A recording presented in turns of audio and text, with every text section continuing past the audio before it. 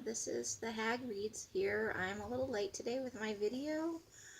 That's just the way the day worked out. This is a work in progress Wednesday, and it should be pretty short. Had a lot of deep cleaning projects going on this week, so I didn't do very much in my other areas of interest, simply because I was spending the time. I live in central Arizona, and we have been extremely fortunate this year. It is, I think, in the 70s this evening. By Friday or Saturday, we're supposed to be back up to 100 degrees or somewhere directly around it. And so far this year, we've only had one over 100 degree day.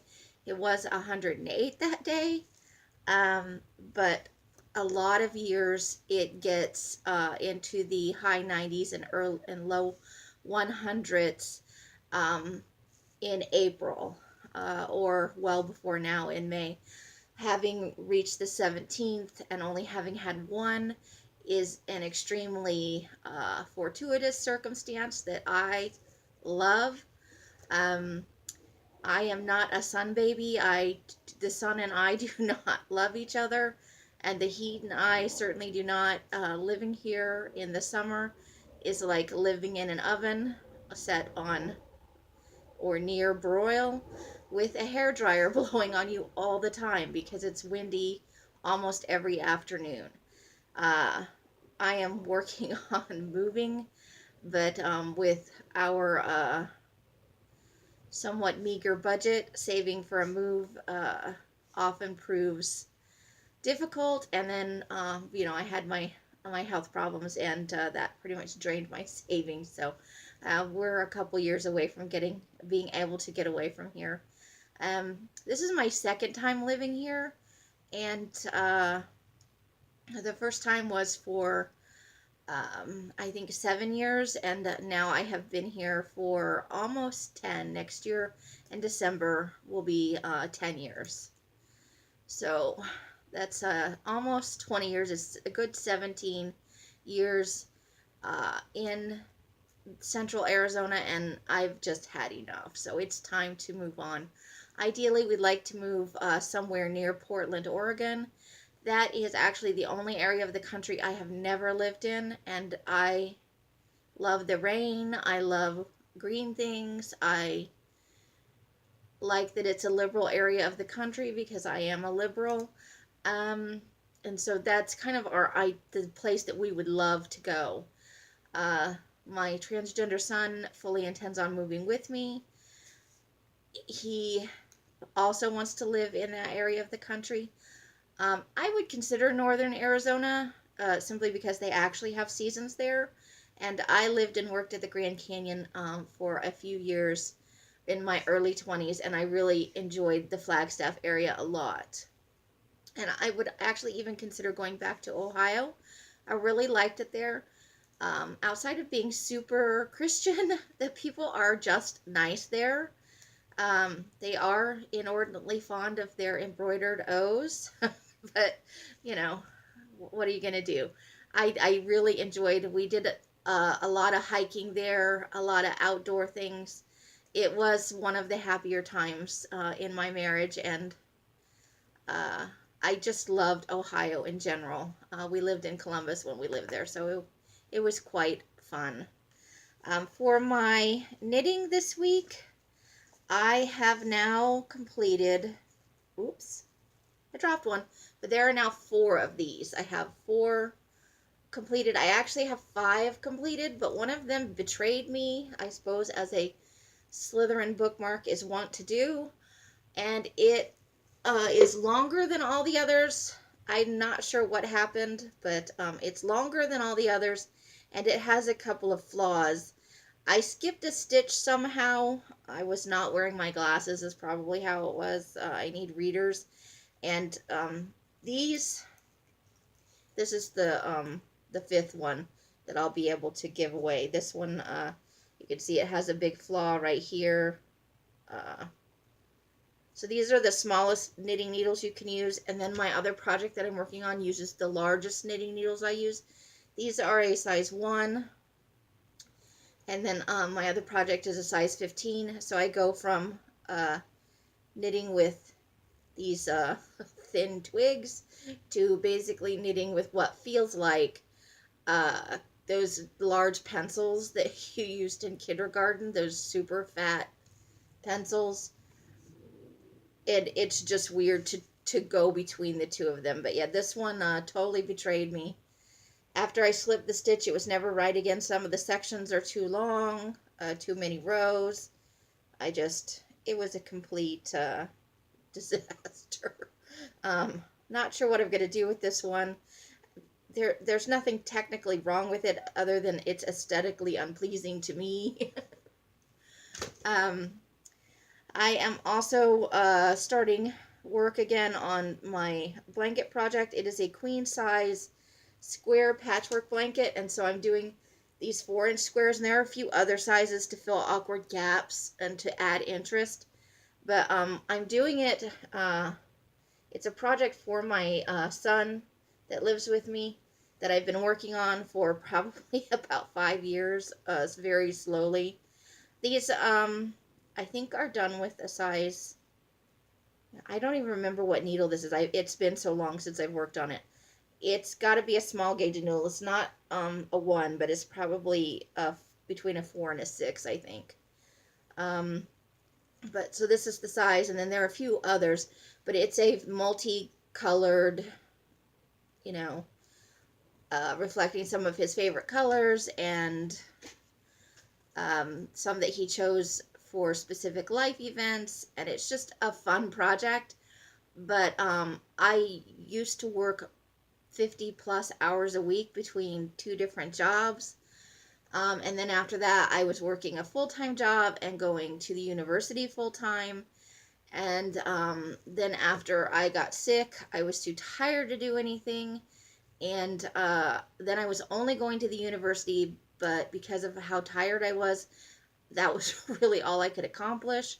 And now I'm finally starting to feel normal again and picking up my activities and stuff like that. So I feel like it's time to pick this back up and finally finish it. My son has been very good about the whole thing. He never puts pressure on me. When we do talk about finishing it, he is still excited about the project. It's just he's been very generous about me not finishing it. With the mixed media,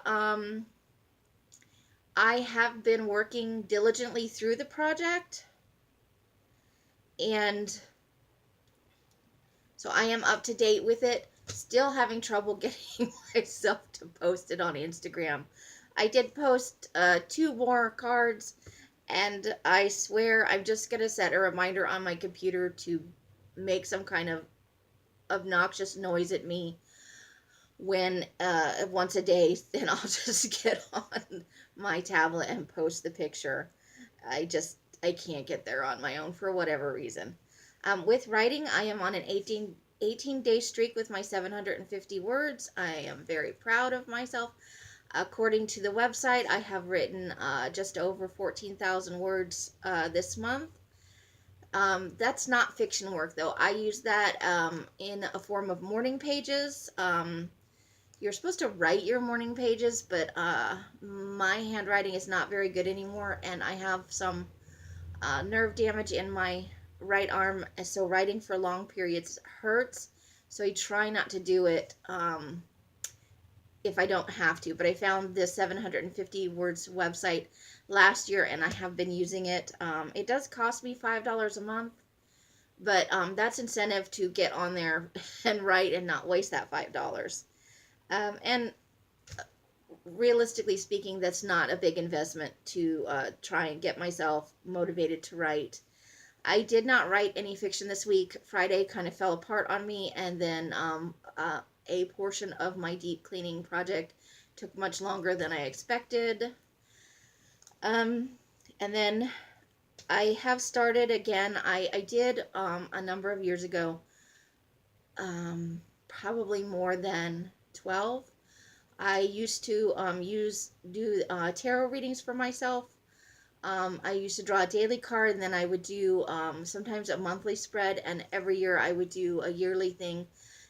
I use it not necessarily to tell the future, because that's not really what tarot does. I use it as an introspective tool. It just provides me with kind of a leaping off point to examine different aspects of my life and just different themes in general. I really like working with the tarot, so I've been working on that, and that is a writing thing. I physically handwriting things out. It's a form of journaling for me, and so that is what I have been spending my time on this week. I am going to get those 1,000 words of fiction in this month. I still have a good portion of the month left. Not quite half, but enough to get 1,000 words in, I think. With my books this week, I have only read 2 so far. I'm kind of a little bit disappointed with myself because I do normally read more than that.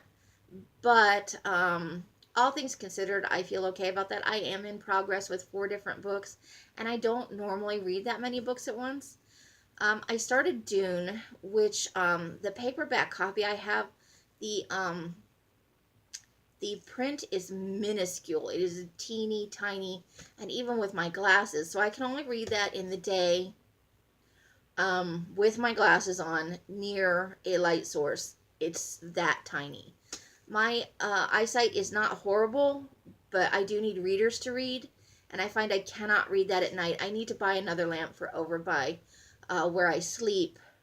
There's just, the light does not carry that far across the room, and if I move it from where it is, then there's not enough light where I do my artwork. And a lot of times I am doing that in the middle of the night because I'm a bit of an insomniac. Dune is one of the 4 books I'm reading. I'm just a little tiny bit into that, maybe 50 pages. And it's over 500 pages in the copy that I have. I've started reading Moonstone by Wilkie Collins, and then I have the If the Buddha Dated book that I am 2/3 of the way through, and I've started rereading just as a fiction, a light thing to offset all of the rest of both Dune and the Wilkie Collins book are left over from Tome Topple, and you can see kind of over there, back there on where that is. Those are all the books from Tome Topple that I checked out, or that I own, and I decided, since I had them checked out and I had renewals available on them, that I would go ahead and work through them until they were complete. The Wilkie Collins book is actually coming up due on the 23rd, so I am trying to push through that. I'm with the language in it, because it's an older book, the same thing that I encountered when I started with reading like Jane Austen, which I've only got up to Emma on in there. It's a language barrier. The language is much more stiff and formal, and it just takes me longer to read it because it's not my natural cadence, and so it's a little bit off-putting for me. But once you read it for a while, or at least I do, I get used to it. I just haven't reached that point in Moonstone, and I'm probably about a little over 100 pages, I think, through that book. And that is all I have to say for this video. I will be back on Monday with a weekly wrap-up. And have a great whatever time of day it is for you. If you watched to the end, thank you so much.